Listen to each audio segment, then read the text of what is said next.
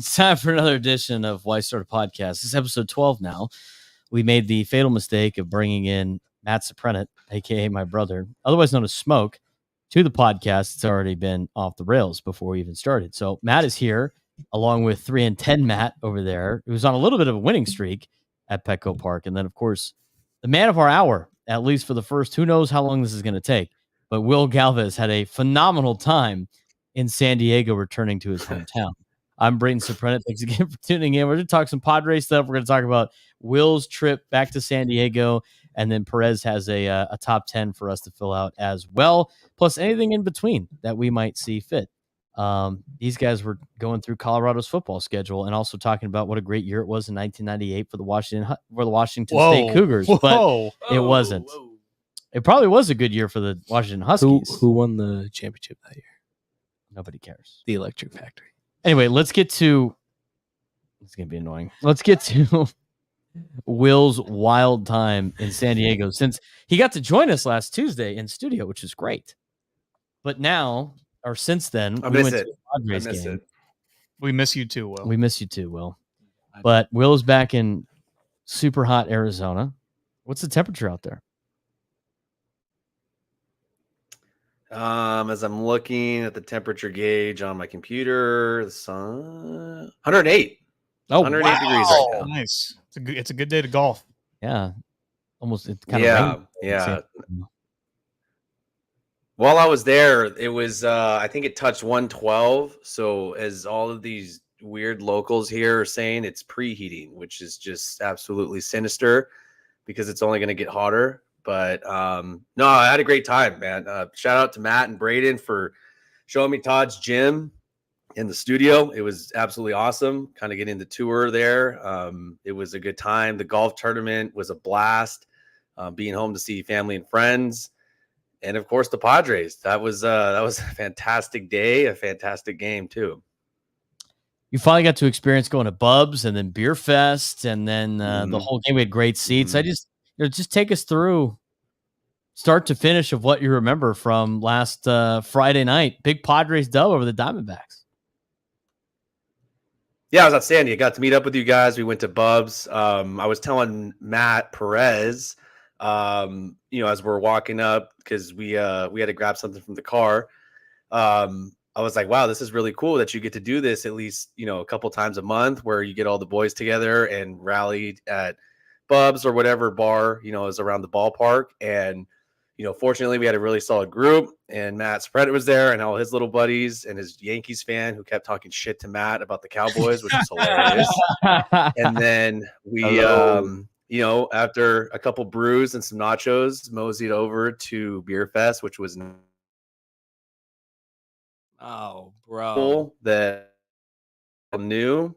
And I see that my connection's going in and out, and that sucks. But we got to the game, and we had fantastic seats.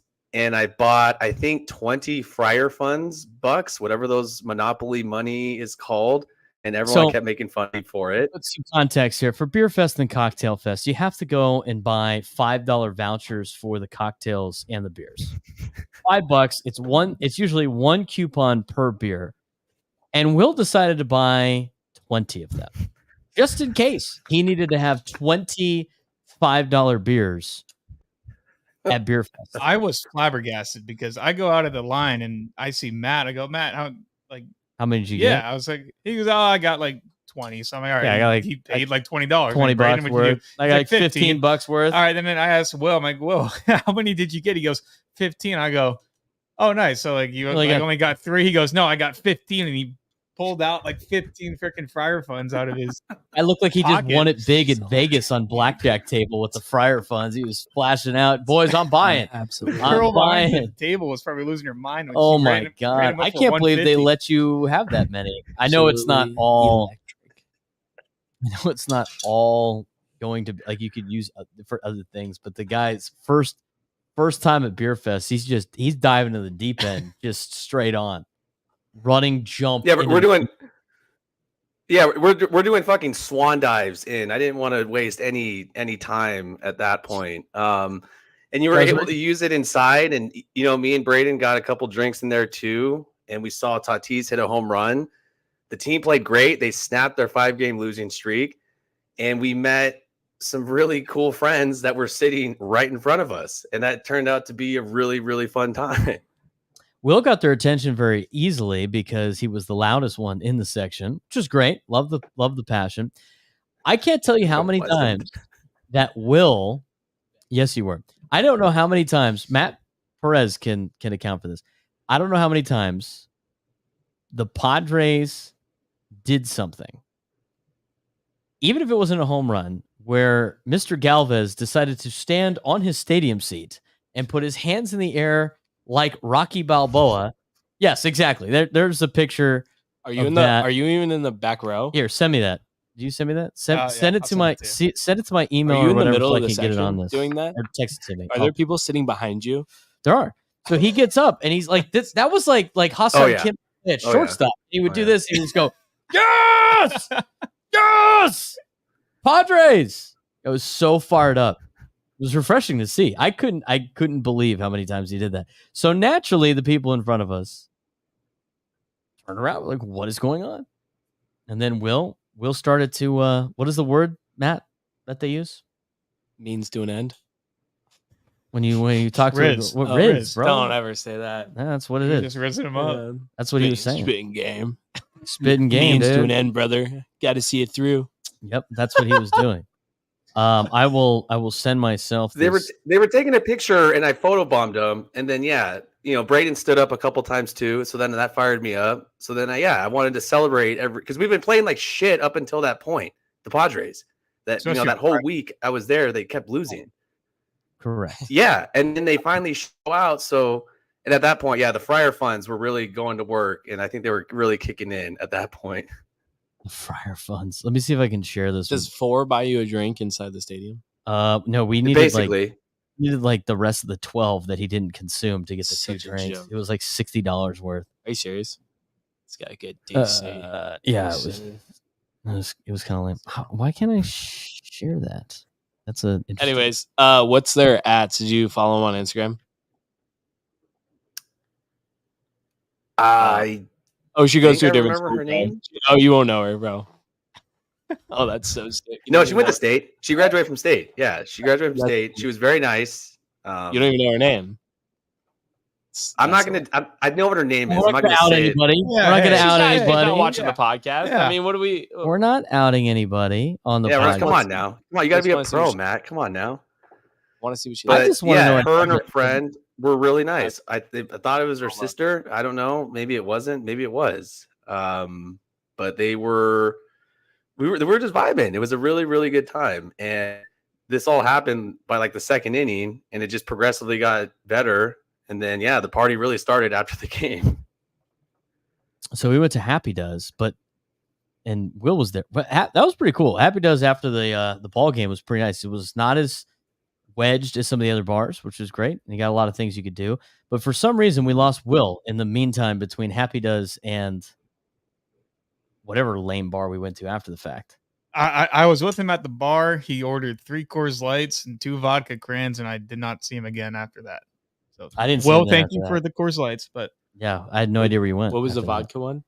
Vodka cran. 2 of them. You didn't get a double vodka cran. It wasn't my drink. I think it was for her at that point. Anyway, so how did you get back? Did you guys Uber back? Was it just you two, or was her friend with her?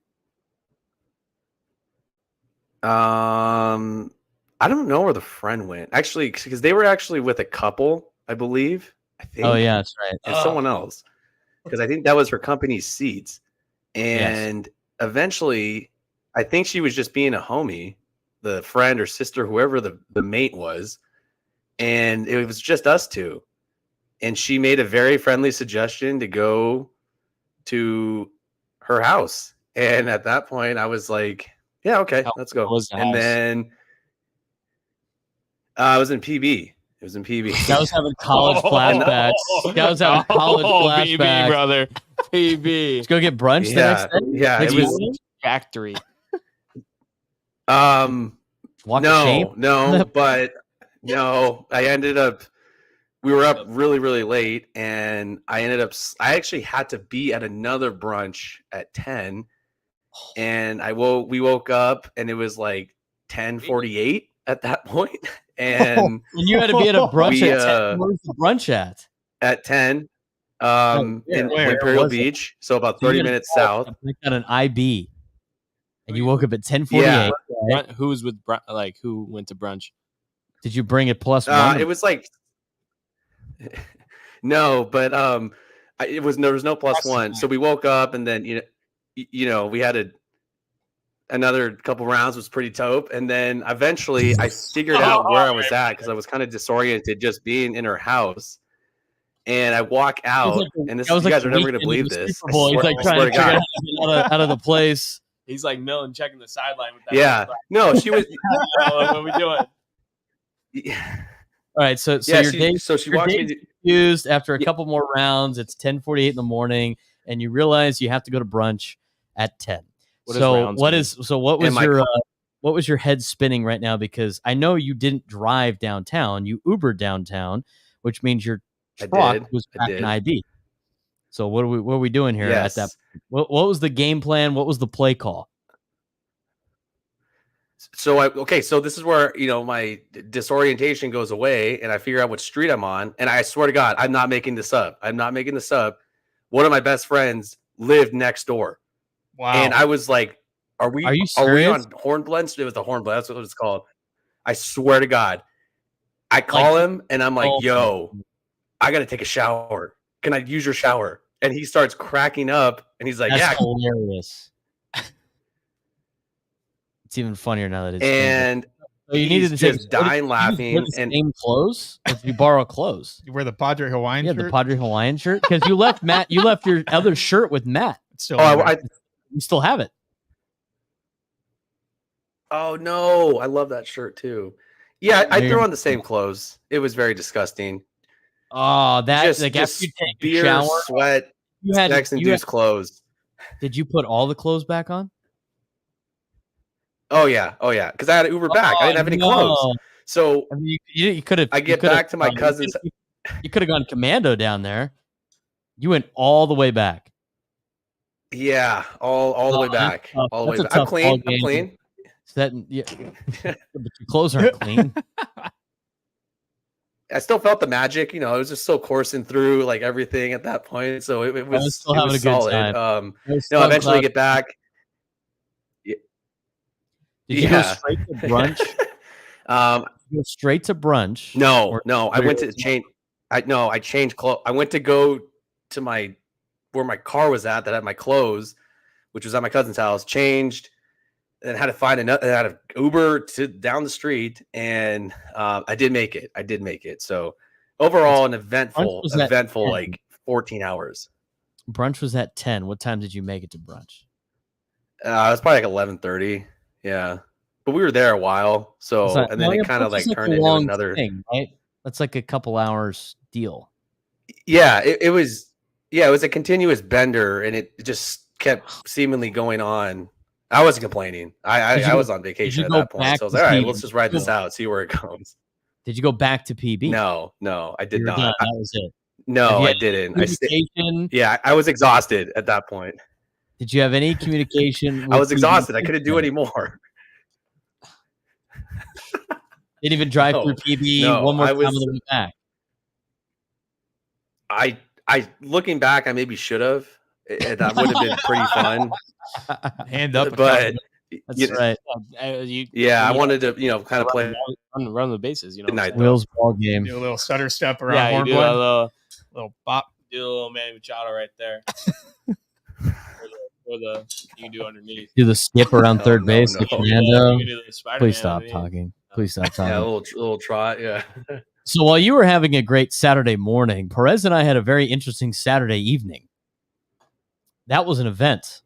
That was have you heard about this event that we were at? Did you hear any about this? No.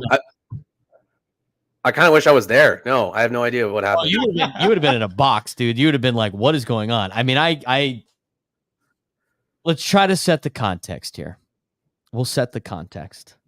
I left Mike and Perez, really, a 12-minute voice message basically recapping the entire night of how insane this thing was, which I had a good time. Here's a little disclosure before we start. It was fun, and the person that threw it on didn't necessarily want it to be as elaborate as it was, and so she was kind of embarrassed with it, so we can make fun of it now because it wasn't like her choice. Okay, so that's the context before we start diving into this thing. So our friend Arby graduated. She got a doctorate. She's a pharmacist, a doctor in pharmacy. Need some drugs, Will. So she had a graduation party. Fair enough. Fine. Invites go out. Usually graduation parties. Now, here's the other context. She's a class of 2020 grad for regular college, right? So she didn't really get a whole thing. Context. So we get the invitation to this event, and I was like, oh, graduation party. That sounds fun. It's probably like a barbecue, come meet and greet. It's 5 to 10, right? So you're thinking that's casual, right? Graduation party. What do you think about, Will, when you think about a graduation party? Like, just kind of give me a scene set of like what a graduation party is for you. There's an area where, you could leave like gifts, like cards or bags. And then it's like a shrine of like a picture of the graduate and her tassel and everything. On the other side's the bar. Where's the location? Where would this take place? Usually. I mean, Smoke. Someone's house or like a banquet hall. House, right? House, barbecue. It's usually a barbecue. Is he a dunce, bro? Like, figure it out. It's like a barbecue. You sit there and you kind of roll through whenever, right? You say, hey, friends, you have some tri-tip or whatever the barbecue is, right? Yeah, maybe a slice of cake. Mm-hmm. Yay, what's going on? Congrats. Yeah, it's great. You kind of mingle with some other people, right? And then you're like, let's hit the bricks. Time to go. Get the invitation. It's an Evite. I didn't know Evites were still a thing. I got an Evite. And I was like, okay, cool. You could check the guest list, which is interesting. But on the Evite, now this is the thing that Perez brought back up when I picked him up, and that was a circus at Costco that made us a little late, but it ended up working out in our favor. He brought up, as we were going, well, we had to pick between the braised short rib and the vegetarian meal. I don't know what we're about to step into. And I was like, you know what? That's a good red flag right there. That's a good red flag right there. Would you like the braised short rib or the vegetarian meal? On the Evite. What you see that? What are we thinking now, context-wise? I mean, obviously short rib. I would hope you guys. I know. I mean, we obviously got the short rib, but like, are you thinking? Okay, you might be Joey Chestnut. I don't know. Might be a little bit more like. Are we thinking this is not really a barbecue anymore? That was before I checked the location. It was at the Town and Country in Mission Valley. It was at a hotel. Now it's like, okay, nice. Now what are we walking into here? Nice. We are at the Town and Country Ballroom, and it is a braised short rib and chicken. The chicken comes with the braised short rib. Phenomenal chicken. Chicken was great. Braised short rib was to die for. Or the vegetarian meal. Now we're thinking this is a little bit more elaborate. I was like, driving down after I picked his ass up, and he was on my ass because I decided to go to Costco to get gas. Are we allowed to say ass? I was allowed to go to Costco. I went to Costco. I got gas because I needed gas, and I was like, I'm going to get a car wash. I left at 4. I was going to pick him up at around 5. The thing started at 5, a little fashionably late. The Costco line for the car wash was a circus. I don't know what was going on. It serpentined through the entire parking lot. I got stuck in the middle of it. It got shut down for a little bit. He's barking at me going, I thought you said 5. I said, I have nowhere to go. I got morons running this thing. I don't know what to tell you. I'll see. Oh, is that the bottle from the is that the bottle from the Don's alumni tournament? Clutch. Yeah. So I lost my water bottle when I was there. So there was one from the trip. It could be in my house. Yeah, it's definitely probably at her house. Yeah. It's not I can't find it anywhere. So So you were hydrated during all of it? Yeah, it's pretty hydrated. Yeah, of course. Yeah. So anyway, so we're driving down there. It's like we get there at like 5:40. Spring water. Which for a graduation event, you're like, it's not that big of a deal. And so we get there, and like at the town and country, you got to pay to park. It's like you got to pay at the hotel. I had to get a validation card to park at this graduation party. We walk into the hotel. We're like, where do we go? I'm like, I don't know. I'm going to go to the bathroom. You figure it out. This guy over here, as I get out of the bathroom, hasn't found out shit. He's just sitting there still. And I'm like, where are we going? I don't know. I was just kind of sitting here waiting for you. You were supposed to kind of like nosy around and see where this thing is. We walk outside. We see one job. Right. We see a sign. It says Arbelina graduation party that way. I'm like, okay. And it was next to a wedding. And so all these people are walking up and they're like wearing suits and stuff. And I'm like, well, they're probably going to the wedding. That's probably where they're going. They're probably not going to Arbelina's graduation thing. Meanwhile, I'm wearing like a long sleeve Lululemon, kind of a dressy cash look with my Lululemon pants. He's got the same thing. He just has a collar with a short shirt because Arby told both of us wear something like a little nice but casual. It was nice. It was nice but comfy. Nice but comfy. I walk into this thing. We're walking up. And outside, there's a big board with Arby on it. And I'm like, oh, okay, cool. And then I look closer. They got names at tables, like a wedding alignment situation, where it's like, all right, what table are you at? Let me get my table card. Again, it's a graduation. And so we're like, okay, I guess we're table 9. And we walk into this place. Everybody's wearing a suit. They got a dance floor. They got a DJ. They got a shrine of Arby on the side that tells her entire life story. They got tables, and they got the tables set up with like flowers in the middle, and they had like the hors d'oeuvres already out there, the fine dining setup. Again, only ones not wearing suits were me and him. And we're like, what is going on? Full on open bar, which was great, by the way. And I was like, what is this? Are we at a wedding? Or are we at a graduation party? We see Arby, she's wearing a dress, okay, yada, yada, chat. Doesn't want to do this. She's like, dinner would have been fine. Could have gone to a barbecue, yada, yada, yada. Her mom interrupts. Hey, nice to meet you. Good. Arby, it's time for the dance entrance. The dance entrance. I'm sorry. Do we all have to partake in this dance entrance? And she was like, oh, get your seats. Dance entrance time. Well, first we went to the bar. I was like, I got to get a drink. We got an old fashioned or two. I got an old fashioned with a Marciaro cherry, which was, that's terrible. So we go to the bar and we lucked out. The table was in the back, so we could hide behind the middle arrangement that was on the table for the dance entrance. I swear to God, Will, it was like a wedding party entered with Arby for her graduation thing. I think they had like the traditional, she's Chaldean, so they had traditional like Chaldean Middle Eastern music, and they do this like dance, and then they're like dancing around in a circle. It looked like Juan Soto doing the shuffle, hitting his hip as they went around in a circle. Nice. And then I find out it's the Syrian war dance, which was interesting. And so they do that for like 5 minutes. Meanwhile, I'm digging into some pasta salad. There's some hummus with some potato chips.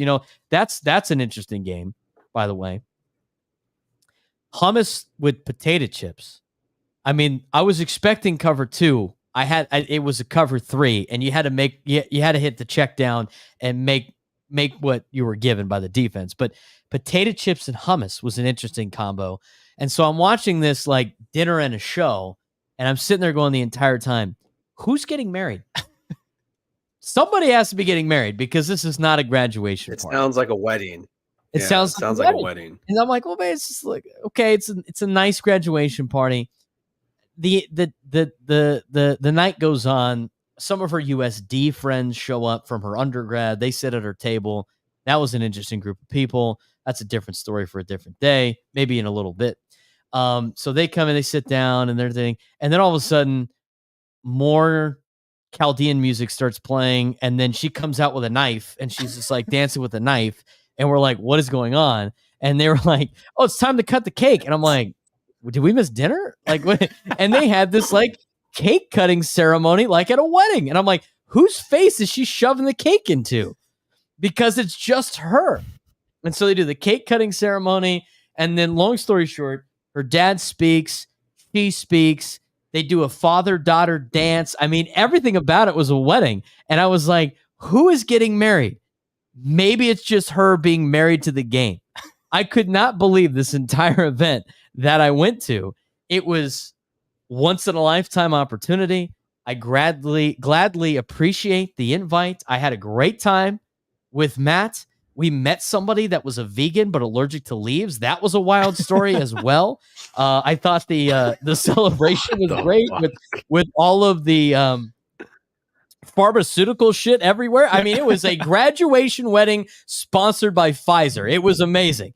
You had little shot glasses for dessert that had like a leaf was on the side, and then there was like Advil and then Mucinex. And it was crazy. They had tables that looked like pill canisters, but again, the medication capsules. Yes, yeah. It was a graduation wedding.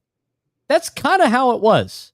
I would like to know what your experience was at the graduation wedding. I mean, it kind of hit the nail on the head there. I mean, look, at the end of the day, it's a great celebration. And it's not about you, right? You know what? Like you got to show up and then you got to support. And like, it was very well done. I mean, it could have been a gerrymandered production, but it wasn't.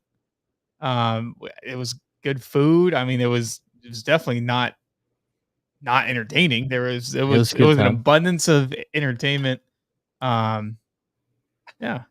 we got a good story. Last one's there too, by the way. I don't know how we ended up being the last. We were about 3 to 5 seconds away from having to clean up tables. We were there for so long. But we digressed and we got out. You were with the bussers, just cleaning up. Oh, serving assistance. Okay, easy smoke. Guacamigos. So anyway, that was our Saturday. I love that Braden said, "Don't add anyone," and then just goes, "Our friend Arby," and then just rips her graduation party. It was context. I said disclaimer at the beginning.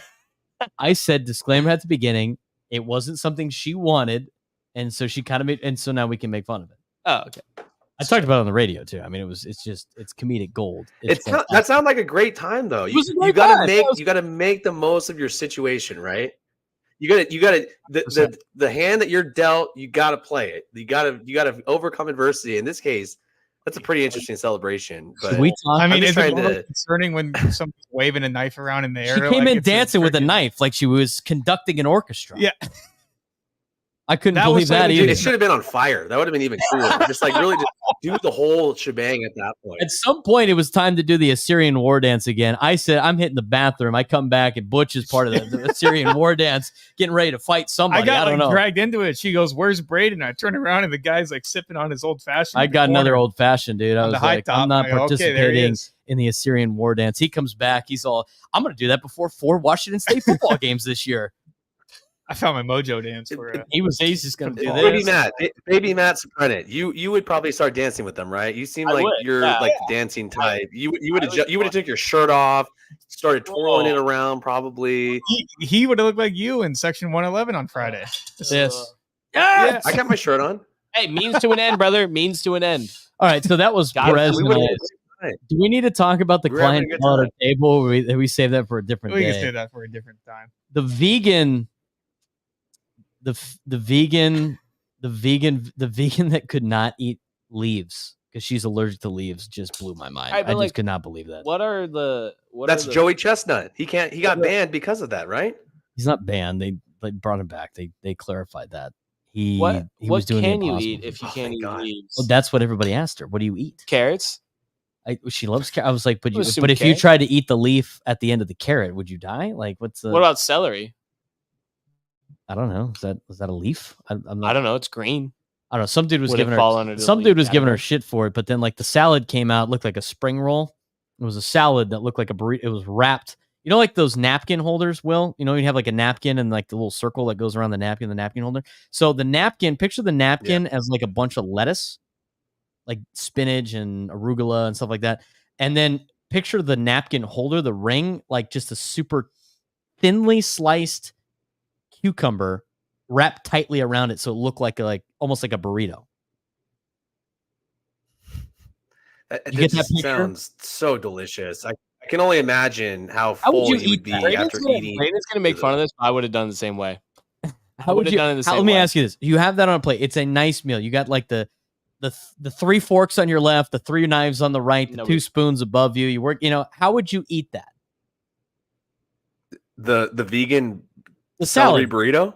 Yeah, the celery. It comes with salad- a salad, salad burrito It thing comes that with looks a like. side of ranch. Context. No, it No, didn't. it It came came with a chimichurri sauce. chimichurri sauce. All right. Okay. Side of something.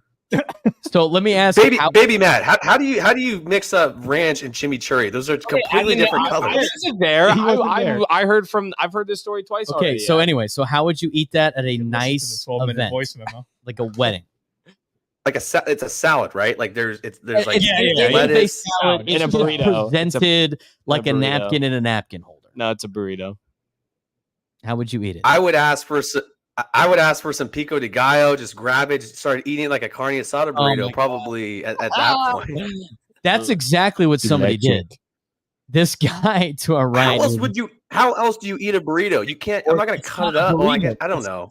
Salad that is just wrapped tightly together. You take a fork and knife and you cut it and it's open and you got a salad.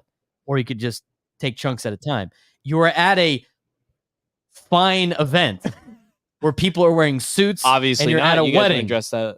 You guys weren't dressed that way. Obviously, it was pretty casual, like she described it. So therefore, eating it like so a burrito Perez with and your I, hands. little chimichurri on top, fork, knife, Perez is a sheep. He follows everyone. dude. simple. Homeboy, biochemist, works on RNA and DNA, grabs it, takes the table chimichurri for everybody, grabs it, salsa, bam. It's just no hesitation. No hesitation. No problem. What honestly, I would probably do the same, especially after I saw the fucking knife just waving around like the celebration earlier. It's all we do whatever we want at that point. We're going all in. That? No, I agree. Oh, I agree man. that I would have just dipped it. I can't bring I you don't guys. know. I don't. What's the I have to point be there with you. I would have to be there to see the whole thing. Honestly. Do you have Well, do you have- it was all recorded. We can get you the footage. Did some you point film down him the do line. that? No, remember there was a guy in the Oh, tripod, yeah. but going back and forth. That was a wild getting thing a too. They had a video. photographer. They had a photographer and a videographer, like a wedding. For a graduation party? Yes. I The graduated. father-daughter dance with like a love kind of like song like in the background. They had slow dancing, and I was like, "What is going on?" She's married to the guy. That's married to Big Pharma. That's right. yeah, that's something, man. That's a something. wild night. Smoke. When's your graduation party? Yeah, are you doing that? Baby Matt, when's yours? When's your graduation? I want to come to that one. Yeah, drive. Well, you we got to gotta- drive back out. We'll smoke a brisket Probably or something. Probably July. I don't know. Yo. I don't know yet. All You right. should come up- All You right. got to come up for OTL, Will. We'll get like a wiffle ball tournament going on. Yeah, that'd be great. July Oh, it's a 13th, great dude. time. Drive out for I don't wanna OTL. throw- I don't want to throw a bunch of no hitters. It's your party, bro. Okay. That's what we'll do. God. Um, I'm down. So that was all of our Yeah. fun, eventful times of the weekend. But Matt had a pretty eventful time at Moonshine Beach Oh, I or did it. Moonshine Flats. Oh, with the Yeah, it was, so 30-year-old. here's the deal. Like we were trying to coordinate our Baby entire, Matt, let's go. we tried to coordinate our entire group from Beer Fest, right, Will? So it was, us three, Matt and his boys, Mike, Connor, and their girlfriends. And we're like, we're going to Moonshine, right? Yeah, let's go to Moonshine. So I text them and during the 6th, 7th inning, we'll meet you at Moonshine after the game. And then Matt's like, all right, dope. We're going to be there now. We're just going to go there early and beat the line. And so they're inside and about the 8th or 9th inning, like, change the plans. Mike and Connor's girls don't want to go to Moonshine. We're going to Happy Does. We'll see at Happy Does. He's like, well, I'm already at Moonshine. So we tried to coordinate, didn't work out. He stayed at Moonshine for a long time, and Smoke had a good time at Moonshine. Not only did he meet some fine people, but he also talked shit to Dave that goes to boot camp, and before he got him to go to boot camp the next day. I didn't even remember that. Ooh, that's bad. Anyways, so me, Cello, and Mikey, my two boys, meet up with our friends that are Elise, Kelsey, and their two friends. I don't know them. And so we go to Moonshine or whatever, and Mikey is digging on Kelsey's roommate that we just met. And so we're throwing down some drinks. We went to And Beer Fest. Will knows all these. He met all these guys during. Beer Okay, Fest, so right? we're all kind of buzzed, and we're on the middle of the dance floor doing like the line dancing and stuff. And Mikey is spitting. Mikey's getting to the finish line. You know what I'm saying? Wow, guys, And risen, huh? He's working it. He's working it. And Nice. she's My guy. great and all. Like she's a nice girl. And Mikey whispers in my ear Oh God, is it appropriate? Oh to yeah, air this. he the start of Perez is cringing at his feet right now. what's that? The Dark Knight. What's the second one with Bane? Oh, the Dark Knight Rises. The Dark Knight Rises. Remember the plane scene? He whispers in my ear and he goes, "They expect one of us in the wreckage, brother." Unreal. Last time I see him that night, he leaves with her. And He went home with her. yeah, he went home with her, and then he Ubered back to our place. Will's style. Yeah. Anyways, and then Yeah. So then he leaves me and Cello there. Me and Cello are sitting there doing the line dancing or whatever, and there's these two girls who keep side-eyeing us, and so I just go like, I'm just gonna say it. So I say, "Hey, what's up?" A little confidence in me, and Cello's been drinking since 3 o'clock in the afternoon. Yeah, a little Shiner Bach, Shine? You got Shiner? Well, I really liked it in Texas Wow. Live, and then I saw it at Moonshine. I was like, "Oh, Are you kidding That's me? disgusting. This Really? this podcast is brought to you by DFW Sports. Anyways, and Cello's spitting game to this girl, and I'm spitting it to this other girl, and everything's going great. And Cello tells the other girl that we're both 23, and the girl whispers to the girl I'm talking to, and she goes, "You're 23?" I go, "What?" I was like, "What? How old are you?" And I know she's a little older. She goes, "I'm 30." And I was like, "Damn." Oh God, brother. And then I was like, "Oh, The girl's gosh. older than his oldest brother. and she's a cop." I was so fascinated. I'm like, "Can you beat me up right now?" Like, not actually, but she's like, "Yeah, I would crush you." And I was like, I wanted to be arrested that's so bad. awesome. Yeah, at I would. Moonshine. If I got arrested by her, it would be kind of insane. But she was saying some weird stuff because she's a detective. Matt's like, "Can you just handcuff me right now, please?" Punch me as hard as you can right here. Don't hold back. Oh my God. Like Squidward. Unbelievable, dude. Hit me as hard as you can. Don't hold back. Hands in the bat. Yeah. We do have like Ron Davis. Baby Matt. Ron Dang. Davis, a friend of ours, always watches us on YouTube, on Instagram, and he wanted to tell. He said, "Will, I'm in OB right now. Let me know if you need me to pull up for your water bottle. I can go get that for you." I'm trying to get some. I'm trying to help you out, bro. Seconds, you know what I'm saying? Ron wants a piece of the roommate. Oh Means- man, Yeah. you heard the story, dude. You Gotta heard the see it story. That's hilarious. So that was This has to be one of our more like erotic episodes, I think, so I don't even know far. what that means. Between That's what happens when you bring in the recent college grad and smoke. Crazy weekend for all. yeah, baby Matt getting tased and handcuffed at the bar. That would have been. That's a that great would've- night, honestly. Yeah, it would have been electric. Oh my God. Let's transition into something different. Okay. This is a sports podcast and lifestyle. Anything else? I just think we talked about the golf tournament last week. We wanted to talk about a couple of things. Anything Padres related you want to talk about? We're down 1. Yeah, well, the first pitch of the game was gone, so that was Hot start downtown. didn't take very long. As Bernie Wilson Yeah, tweeted on social media, he was like, "First pitch, it's 1-0 A's, off to a hot start." Padres cannot do anything besides stay at 500 for some reason. Last night, Mike Schultz said, after the 6-1 win, this is who we are. So that's like the team you're expecting to see the entire year. I mean, Are that's you like buying what he 4-5. has to say, or are you just being like, you got to show me a little bit more? Oh, well, I'm selling because your record is who you are, I agree. right? I mean, you're a If you mediocre can't ball play club. like that every single day, Then that's not who you are. are. No, Especially if they lose again tonight and they win tomorrow, they're going to be back at 500. On the Open for the Andy Nelson show, I have now clipped off a part where Craig said, "You know where you started? 500. You know where you're at right now? 500." That's going to age so well during the entire season because they continue to do this. My question, and I talked about this on my show on Sunday, I'll let all you guys have a take on this.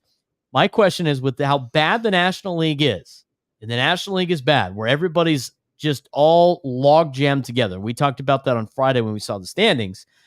Everybody's around 500, and the worst team that's still in it is the New York Mets. They're only 3 games out of a wild card spot. Braves lost again today, so if the Padres win, they'll be 2.5 games back to the top wild card spot, and they're at 500. And everybody's in it at this point in time. What do you think the Padres should do for this season? Does AJ Preller have to be all in where nobody is not tradable? in your farm system, or should you still be worried about the future? Why go all in if we're just a 500 team? Smoke. Well, all you gotta do is make the playoffs. Right, but should they be all in to try to make the playoffs, or should they just stay the same, don't make any moves, and just see where it lands? But if you look at the recent trades, like who did we give up to the White Sox that was so detrimental? Like Drew Thorpe, you would say, but we got him from Soto, so you just pretty much flip Soto. So what did Drew Thorpe do tonight? By the way, anybody know? He pitched 1-2-3, struck out Julio for the first inning. The game just started. Not saying much this year. Yeah, but you got to think. I think AJ does a good job of trades, of getting players and keeping the 4 guys he wants intact. I mean, Zavila was probably the biggest hit to the for us. Zavala. Yeah. So Thorpe's given up a run. He's given up 2 hits, 1 run. What a bum! Won the trade. Doesn't even matter. Cease didn't give up. Okay. All right. But the question, like, would you be upset if with this team this year, AJ Preller just depletes the entire farm system to try to win it all in 2024? I'd be I wouldn't. It depends though. It's all. What I mean, you only get here. Let me depends on the moves that it depends, right? Because it's like who's the only you only get to keep one of DeVries and Salas, and then he's just going to get rid of everybody else. Who's the other one? Well, I would be fine with it if you keep Salas. You get to keep one guy. Yeah, I mean, if you keep Salas and you're all have in a playoff roster, so that wins 87, trade. Let's say you trade games. 9 of your top 10 prospects, but one of them is DeVries/Salas. You get to keep, and one of them goes, and you're all in for 2024. Are you upset about that for the future? No, because you would. I mean, they probably make the playoffs. Preller's probably around another year or two, and you have a rebuilt farm system like what he did 2 years ago when he did the Juan Soto deal, and it was holy shit, this farm system's bottom half in all Major League Baseball. And now you look and they're top 10 and top 5 in some, websites, and he's flipped it twice. Exactly. He's flipped it around twice very quickly. Like after the 2020 season, the thing where it's like he flipped it after the 2020 season so fast where he loaded it up with a bunch of guys, which by the way, start backtracking and looking at some of these players in Major League Baseball. They're like average players right now. It's not like they're that's all-star high-level players that you are trading for at this point in time. Yes, and like the thing that like we've said it a bunch where it's like the day that AJ Preller isn't a GM, some team's going to get the best farm director in the entire sport because the guy knows. The Los Angeles Dodgers are going to have the greatest farm director in all of Major League Baseball. Yeah, exactly. Well, the Dodgers are so different. They hype up all their prospects and they're all bums. That's what the Padres do. Was Cody Bellinger a bum? He turned bad. Jock Walker Peterson, Buehler a bum? Yeah. Corey Walker Seager, Bobby Miller a bum? Okay, do you want me to go down the list? Corey Seager, Will Smith, James Outman sucks. Yeah. You're not going to hit on everybody. That's still a better. That's still a better track record than everybody else. They send Jordan away. I mean, you want me to go down the list of bad trades? I mean, we can or bad prospects. Will, what do you think they should do? They should be all in like that, trade everybody but one guy, or do you think you got to worry about potential prospects that are close to the big leagues that are going to offset your big payrolls when those big payroll guys are old? I'm keeping Salas. He could sell everyone else because we've talked about this for most of the season now. The window to win it all, not just go to the playoffs, not just go to the NLCS, to win it all based off our big money contracts. Everyone knows what they are. Do it. Somehow, if Preller keeps his job, he's proven that he could finesse the farm system to manipulating it, getting it back to a top 10 after depleting it. As long as you keep Salas, I have a lot of faith in that for some reason. Hopefully he doesn't blow it. But for right now, if we could get another starting caliber pitcher in the rotation, a potential arm in the bullpen, and a big bat, which I kind of want more than pitching at this point, and we just need our players to live up to what they can do and just hopefully pray the injury gods don't, screw us. Yes, go all in. Go for it. Why not? Do it right now. Now, next year, you don't know what's happening. You don't know what's happening after that. So, yes, that's what I would do. That's what I would do, too. I've had this argument a couple of times. What do you want to say? Who would you give up for Crochet and Robert? I'm going to get to that in a second. It's Robert, by the way. Here's how I view this, and I've gotten into arguments at the station. Baby Matt. Because half of us want them to be all in, like all of us do, and half are like, you got to hang on to some of these guys because you have all these big contracts down the road. Here's how I view this. Until 2027, I think you still got good years out of Machado, Bogarts, Tatis. I know Joe's got some injuries right now. You, Jake. I mean, that 2027 is that last year where that's like, to me, the first year of you need some guys offsetting the high payrolls, if that makes sense. So for me, it's like, if you start bringing those guys up now, and let's just say they're all studs, when you get to 2027, they're going to be in arbitration eligible years, which means you have to start paying those guys, right? It's not like they're going to be making league minimum anymore. I want to be bringing up young guys that have developed, that have been part of the organization, that when they are coming up to the big leagues, they're starting their minor league, their league minimum deals in 27 through 2030. And not arbitration years in 27 to 2030. So when they hit arbitration, it's the tail end of the Machado, Bogarts, Tatis contracts, right?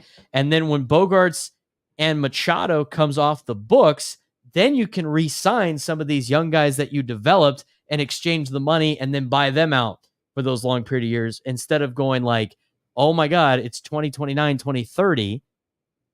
And now I have to make a decision because I still owe Machado $39 million and I still owe Xander Bogaerts $25 million per year. And I owe Fernando $36 million. And by the way, in 2030, Jackson Merrill's a free agent. And if I don't pay him like a Braves contract before then, all of a sudden in 2030, let's say you don't pay him before, you don't give him a contract before, and Merrill's the stud that everybody says he's going to be, I can't be giving Jackson Merrill a $30 million contract unless I, backload it or whatever. And then I'm going back into the cycle of putting up big contracts. So for me, unless you're a prospect that's not going to come up until 2028, aside from Salas, send them all away and go for it while you have these three guys in their prime. I think we talked about this last week. When you gave Xander Bogaerts $280 million, you gave him $280 million for 4 years. You gave him a 4-year, $280 million contract. It's 11 years because if you were to give somebody $280 for 4 years, what would your AAV be? It'd be like $50 to $60 million a year. That kills your competitive balance tax. So you spread it over 11 years to make it more affordable. But what are you really paying for Xander Bogaerts?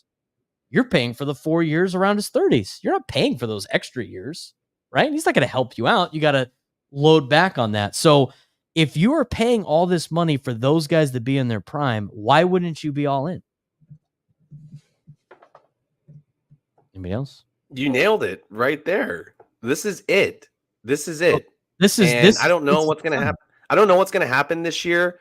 2025, I want to say that might be our last 20. I think I'm a year earlier than you, Braden. I think 26 is when it's like, all right, we're gonna have to evaluate a couple things because who knows if brother's still there at that point.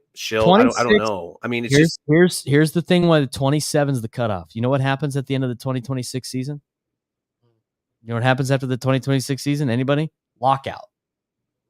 The current deal is done at the end of 2026, which means they're going to sit out time. But not only are they going to lock out, you have a brand new collective bargaining agreement where you don't even know what the salary cap figure is going to be. You don't know if there's going to be a minimum. You don't know how high it's going to be. There's going to be all these new negotiations. You don't know what league minimum is going to be. You don't know anything about arbitration. I mean, literally all the rules change at the end of 2026. Those guys could have great deals for the franchise. Those guys could have terrible deals for the franchise. That's why all of these guys wanted to cash in on all these long-term deals past the new collective bargaining agreement set down, because now they know, like, I'm set. Like, you owe me this money. I'm going to be grandfathered in for anything new. Like, let's think about it from this perspective. I thought this was a good point that Craig brought up today on the show. What if Major League Baseball had NBA contracts where you only had a set number of years you could use? That could be something part of the new collective bargaining agreement. They could have like, look, we're done with these gigantic contracts. We'll pay you high. We'll have max contracts. We'll have, salary floors, whatever, but your max contract's like 4 years. We'll pay utility guys way more money, but you only got a 4 year. They have to implement the apron system though. Well, they could do that. I mean, if you did the basketball, sorry, because I have just great connection. Yeah, no, I think I don't know what they're gonna do though. Because remember when how many days were they locked out? What was that? 2 years ago? When was that lockout? We missed 2 weeks of the season, and they started the lockout in like November. Yeah, it took forever, right? And it carried. Yeah, exactly. That's why that's the time frame for me. That's why I put that time frame. Let's talk. We're all in agreement though. You got to be all in, right? This year, to me, I don't think you could take. You can't just assume you're going to be like in a playoff position every single year. I mean, they've already had injuries this year. I mean, next year they could lose like half their team, and all of a sudden they're like 15 games out of a wild card spot, and then you don't have that. Then you can't spend, right? Then you are punting on a season. Any chance you have any year you have a chance at making a run in the playoffs with this core group of guys, you got to take it. And I think we're all in agreement on that. We're all in agreement on that. Yes. Yeah. I agree with Will. I think you need, like everybody else, bullpen help. Big bopper, starting pitching. I'm ready to give up anybody but Salas. Why is Salas so important? He's young. He's a catcher. Why? But why, as a catcher, is he so important? What does he do as a catcher that's so important? He hits and is great behind the plate. Like he is the catcher. He's a lefty. Right. Yeah. Like what's the problem with the catchers right now for the Padres? I mean, you got Kyle Higashioka, who's a backup catcher, and then you got Camp, who is currently not hitting, but he's supposed to be a hitter. But he's terrible behind the plate. Right. Yeah, and you sacrifice him being bad behind the plate because he can swing it. If he's not swinging, he's not good. But even if, let's just say he's at his best, he's only hitting, people are still like, how many times has he cost them behind the plate? He's not done very well. And people go, we got to go find a catcher at the deadline. Those are unicorns. Tell me the catchers that do both. Will Smith, Adley Rutschman, Salvador Perez, and JT Realmuto. Salvador Perez, injury history right now. JT Realmuto's out for a long period of time. Is he really out? He's out. I didn't know that. Garrett Stubbs is going to be the new starting catcher for the Phillies. But anyway, that's it. What do all those catchers currently have in common with their teams? They're all good.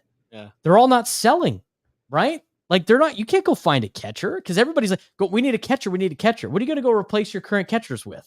Yeah. Gary Sanchez? Guys, the Brewers are going to be playoffs. Yeah, but they're not getting rid of Contreras, right? No. I mean, the Braves have a good catching situation. They're not Victor Caratini. Right? Like all you're doing is replacing a mediocre catcher with another mediocre catcher. The only way you save that or have a catcher for the future is drafting and developing your own guy. That's why Salas to me is untouchable. And like DeVries, I'm like, I don't care if he's the next Fernando. If he gives me a big package where I get, a starting pitcher or whatever coming back, I'll take it. You think you'd sell DeVries for who would you give up for Robert then? I don't know. The thing is with Luis Robert has an injury history too, so you can use that against the White Sox. I think the White Sox are full of shit saying they're going to get all these guys for Robert and Crochet.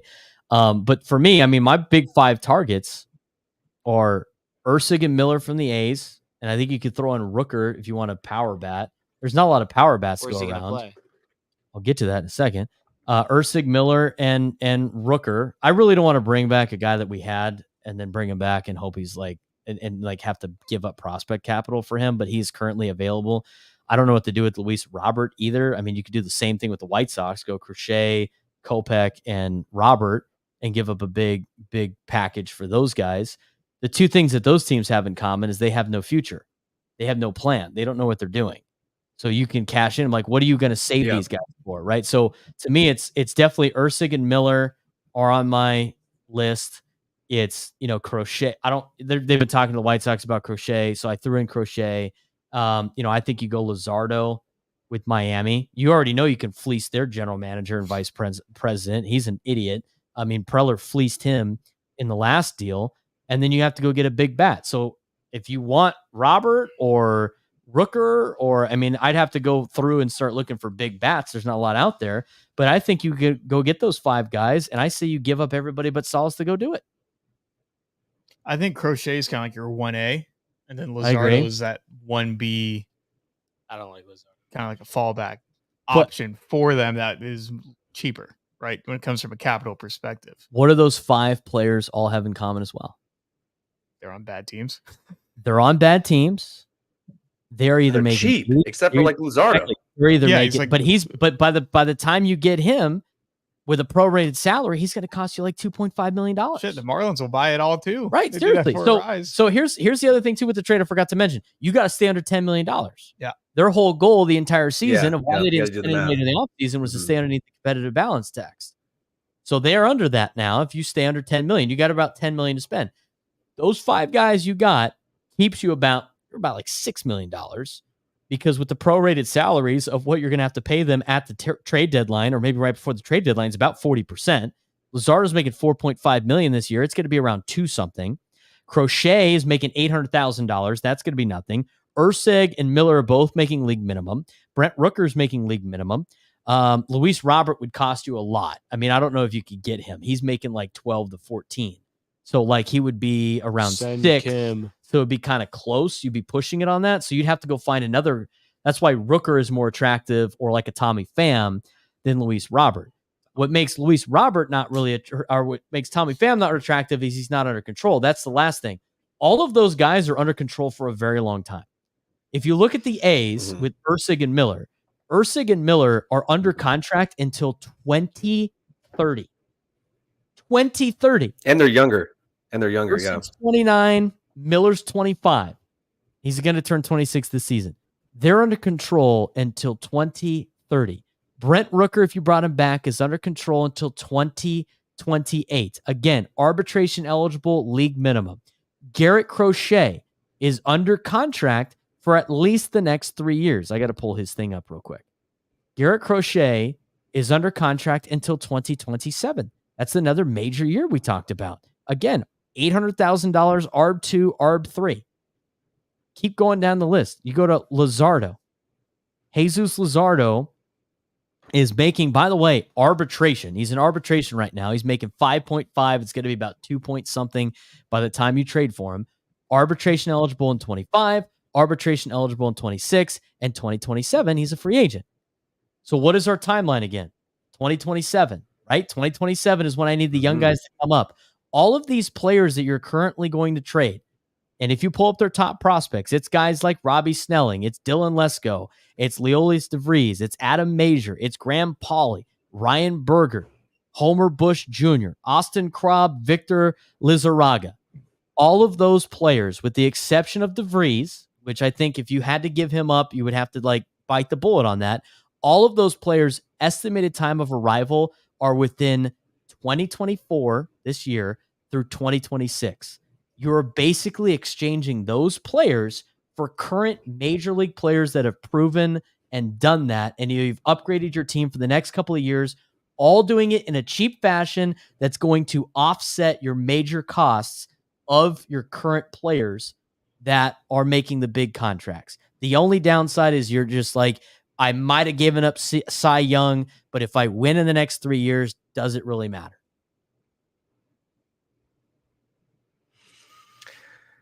Oh, Bob Suarez and Mason Miller in the back end of the rotation would be badass. And Jeremiah Estrada. Yes. Give them whoever they want. Yeah. Because they have no plan. What are you keeping a bullpen piece for Vegas? You're not even going to be in Vegas in time. By the time his contract is up, he's going to be too expensive for him anyway. Might as well load up on. I think you send DeVries over to Oakland. They could build a team around him. It'd be a lot for 2. That's why I think it's just at that point we're trying to. Yeah, at that point we're just trying to find the bat. I don't know who the bat is. I don't know. Maybe Preller gets really creative. Yeah, so that's the one you got to look for, right? You got to find a team that sucks. Always got to look for that.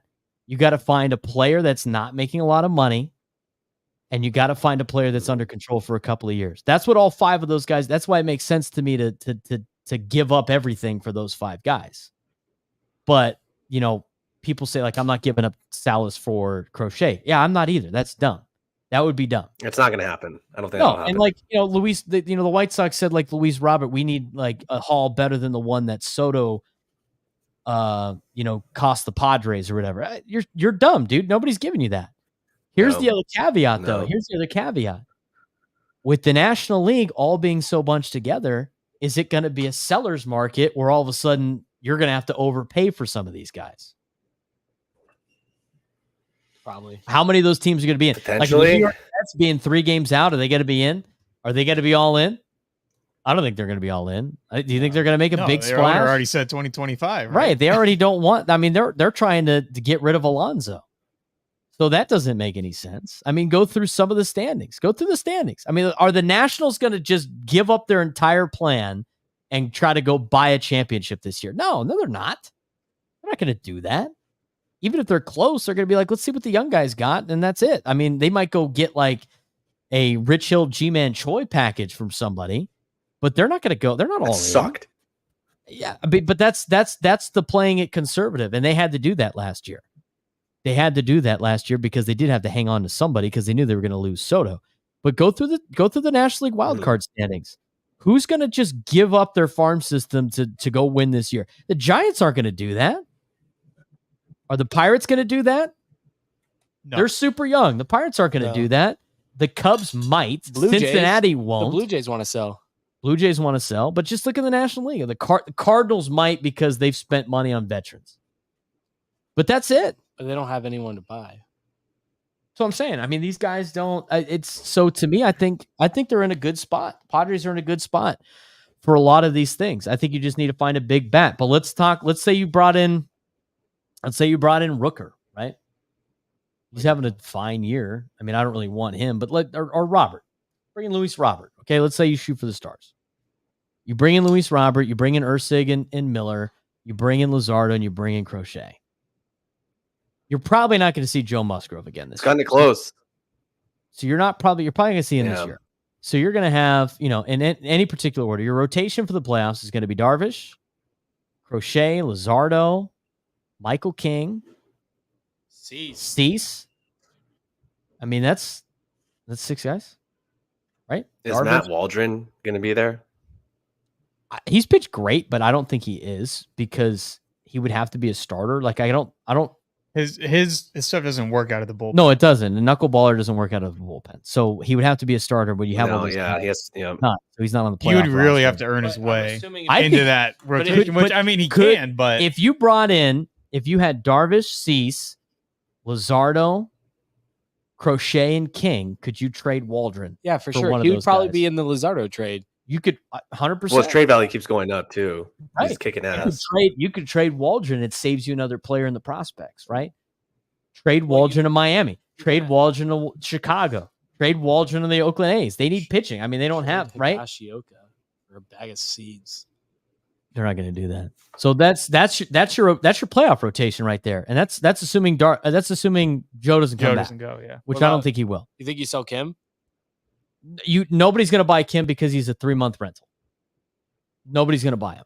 Mm-hmm. His window to sell was over the offseason, and the only way anybody would have bought him is if he was a rental and he was tearing it up, and he's not. Nobody's going to buy him. And because you don't need an edge to sign him during the offseason.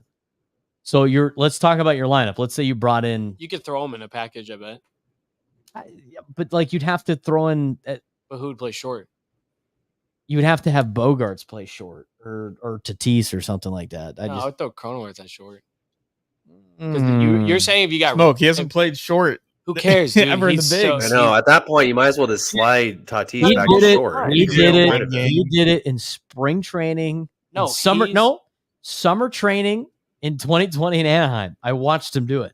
No, he has a more recent outing on the hill than he does. He does in the big leagues, and he's made a sick backhanded play. And I know that's not your best defense. I don't care if you throw. Well, you're gonna have not to. Your best defense. I'm not entertaining this. Let's say you bring in Luis Robert. Profar played short when he was coming up. We could throw him at short. You could. You have all shortstops. I mean, that's not insane. All right. Let's say you bring in. I just don't see the Luis Robert thing happening because I have to look at how much he's making again, and I think it takes 12 million or something. It's 12.5. Womp womp. The billionaires have to pay for him. If we weren't paying Hosmer, multiply 40%. Take 40% of 12.5. Hosmer. Tell me what that number is. What'd you say? Hosmer might be making more money than Luis Robert this year. Of $12.5 million. 12. Wow. Smoke math. I don't know. Let's see if he can even do it.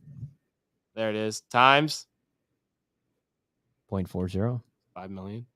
Yeah, so you'd owe him about $5 million. So you probably could it'd be cutting it close, but you could probably bring him in. Is he even fully healthy right now? Yeah, he just got back. He's playing healthy. He's playing tonight. Yeah, he got walked. Sweet. So do I, Will.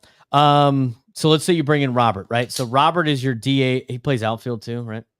Yeah, he's an extra. fielder. He's another outfielder and a DH.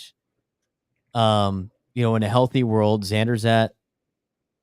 The thing is Kim's out. Kim would come off the bench, which is You'd totally be a defensive replacement, which I'm totally fine with. So who would be your first baseman? I would have if you get only Robert, not Rooker. Because you can't afford both. You can't afford Robert and Rooker. I mean, you're already cutting it close with Robert. Let's just say we'll say Robert / Rooker is your DH. You have even though I'd rather have a Rise play as a designated hitter. I think that's interchangeable. A Rise at first, Cronenworth at second, Xander's at short, Annie's at third. Your outfield is Profar, Merrill, and Fernando. Your bench is Solano and Peralta and Kim and Higashioka. And that's your team. And that's not a bad squad right there. It's not better than the Phillies. It competes better with the Phillies. Starting pitching is better. Your bullpen's ridiculous. Yeah. But the last 4 innings are covered by, in any order, Estrada, Ursig, Miller, Suarez. Good luck. Yeah. And also too, if Tatis can stay hot as well, I mean, that would just be such an extra afforded luxury. It's kind of a reach, but it's not I think he has another hit tonight. I mean, that's a reach or a luxury. I mean, that's who he's paid to be. That's what you're spending the money. Exactly. Well, I mean, but just based off of the results that we've seen this season, it would help. It would help.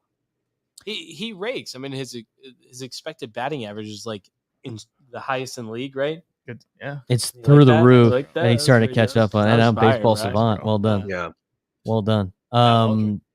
Perez, your thoughts on the deadline? What do you got?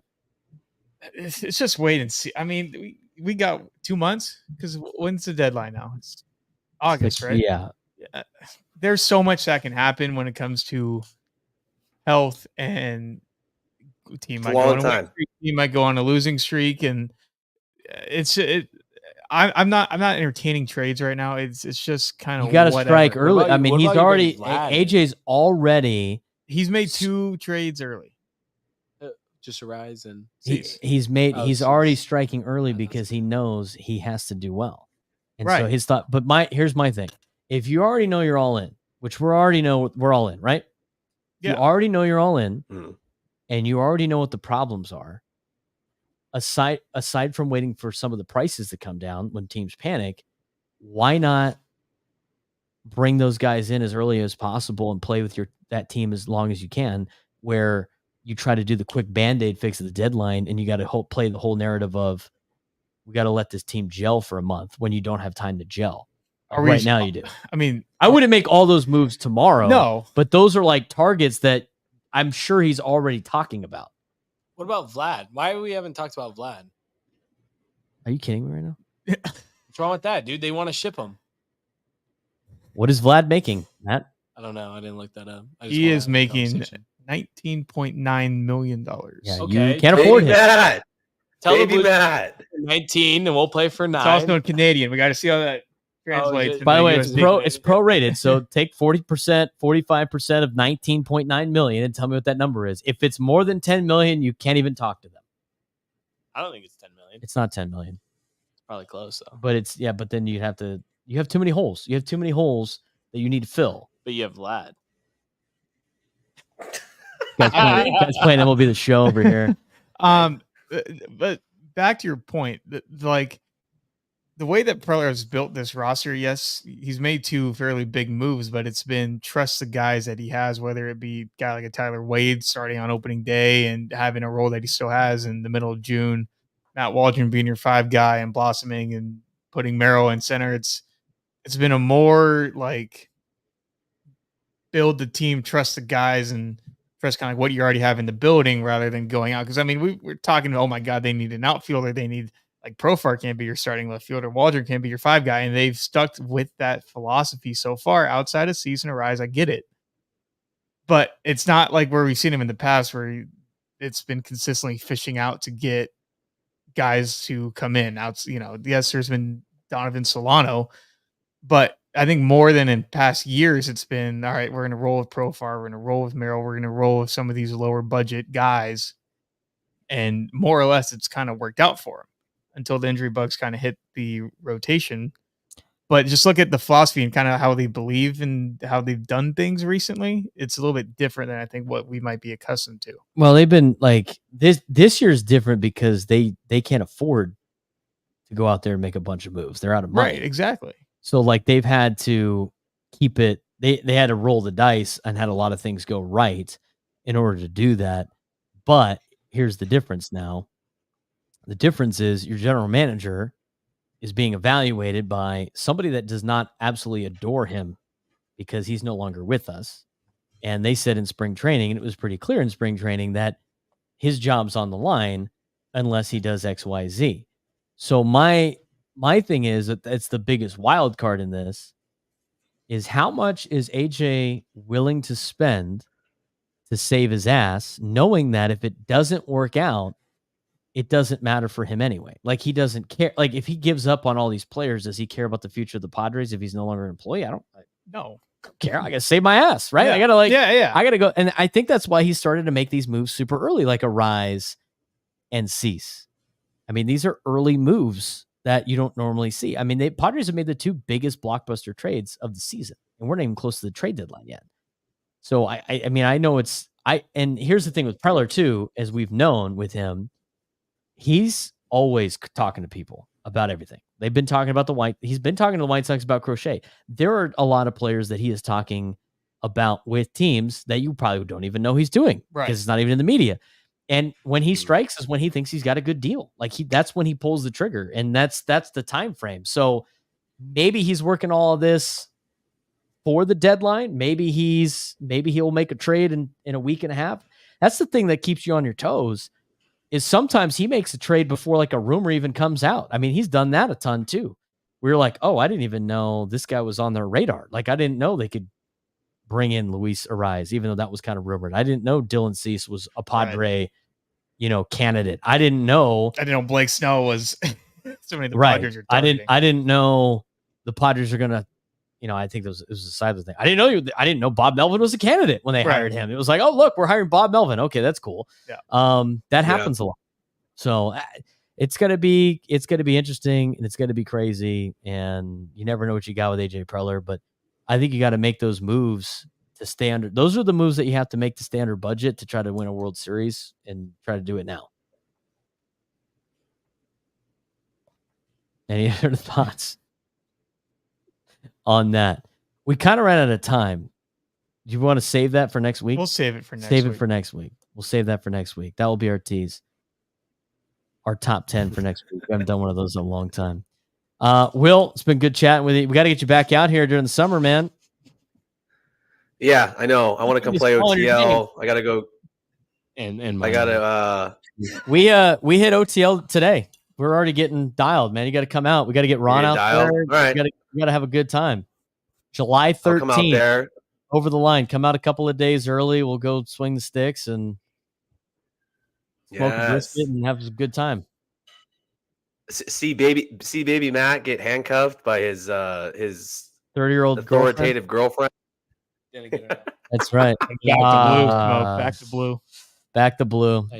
That's enough for us today in our erotic podcast created by this was the most erotic episode we've ever had. It was awesome. It was a great time. I mean, it only made sense because it was a weekend you were in town. I know. Hey, Will comes into town. That's facts. For Will Glavez, Matt Perez, Matt Suprenant, our special guest. Dollars. I'm Braden Suprenant. We're signing off. Thanks again for tuning in to Why Start a Podcast right here. Gas Lamps, finest.